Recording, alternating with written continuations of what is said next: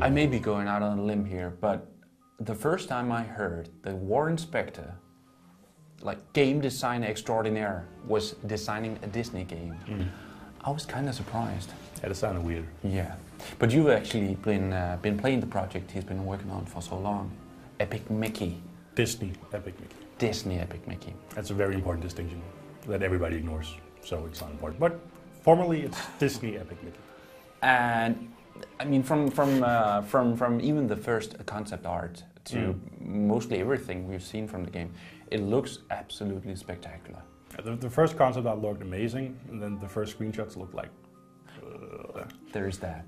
Then the final screenshots look good as well. But is the game any good? Yeah.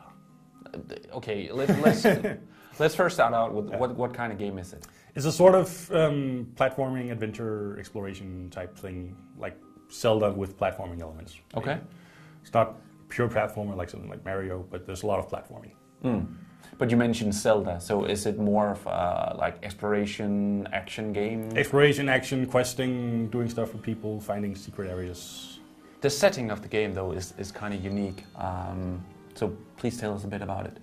It's set in a world called the Cartoon Wasteland, which is a world for old forgotten cartoon characters. Mickey accidentally almost destroys the world. Okay. That happens in the intro. And so he's sucked back in and has to sort of save it from this big monster called the Shadow Blood that he accidentally created, and has to restore the world, basically. Okay. So that's the story of the game, but how does that influence the gameplay? Yes. The fundamental mechanics of the game is Mickey has this magic paintbrush that can shoot either paint or thinner. And because it's a cartoon world, he can create objects or remove objects or characters from the game world. So everywhere you go, you'll see like big bright colored things. You can erase them with the thinner, and you can put them back with the paint. There's a ton of secrets everywhere. So you'll end up running around, erasing everything you can, or see what's behind it, and then putting everything back because you feel bad about destroying these guys' worlds, stuff like that.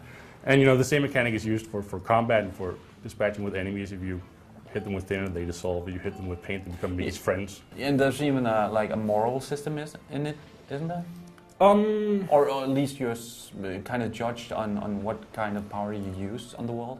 Judged? No. But the game changes. The story changes, and the way people react to you changes depending on how much you erase or paint. Okay. Because this is supposed to be a world for where these characters actually live. So obviously, if you go around erasing everything, they'll become sad. And if you go around restoring everything, they'll be happy because the world was a wreck, and then you came along and saved it, maybe. And is that a big influence on the game? It seems that there's a lot of places where you have to pick. Well, do I want to do this or do I want to do that? And there are definite consequences to how you do it.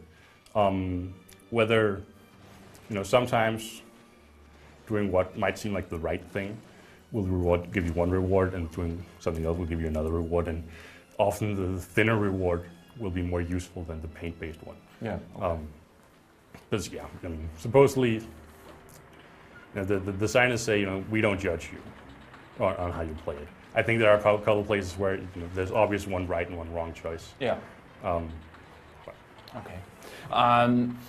I've heard from a lot of people who've been playing the game that the camera supposedly is... Yeah, I've heard that too. ...kind of weak. But then I talked to you before this review, and you actually said that you really hadn't experienced that big problems with the camera. I think there was once or twice where I was actively annoyed with the camera. But that was like once or twice in a 16-hour game or something like that. Okay.